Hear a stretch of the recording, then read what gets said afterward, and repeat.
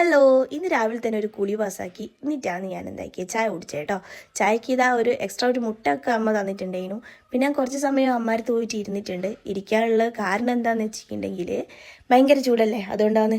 അങ്ങനെ ഞാൻ ഒരു അലാറം കഴിച്ച് കുറച്ച് സമയം പോയി കിടന്നിട്ടുണ്ട്. കിടന്ന് അവിടുന്ന് കുറച്ച് കഴിയുമ്പോഴത്തേക്ക് അമ്മ പറഞ്ഞിട്ടുണ്ട് ഇതാ ബീഫാക്കിയിട്ടുണ്ട്, ഇപ്പോൾ വന്നിട്ട് ചോറ് തിന്നോന്നാണ്. അങ്ങനെ ഞാൻ ചോറ് തിന്നാൻ പോകുമ്പോൾ ഇതാ അമ്മ മോര് സെറ്റാക്കി വെച്ചിട്ടുണ്ട് കേട്ടോ. എനിക്ക് മോരിപ്പം ഭയങ്കര ഇഷ്ടമാണ്. അങ്ങനെ ബീഫും ചോറും മോരും എല്ലാം കൂടെ കൂട്ടി തിന്നിട്ടുണ്ട്.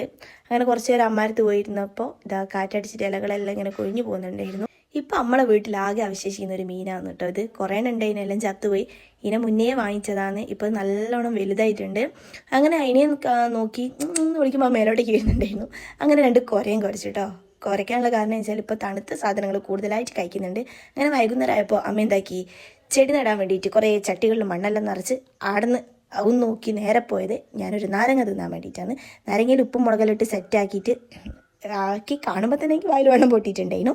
അങ്ങനെ നാരങ്ങയും തിന്ന് ഞാൻ എന്താക്കി അമ്മ കുഴിച്ചിട്ട് ചെടിയെല്ലാം ഒന്ന് നോക്കിട്ടോ.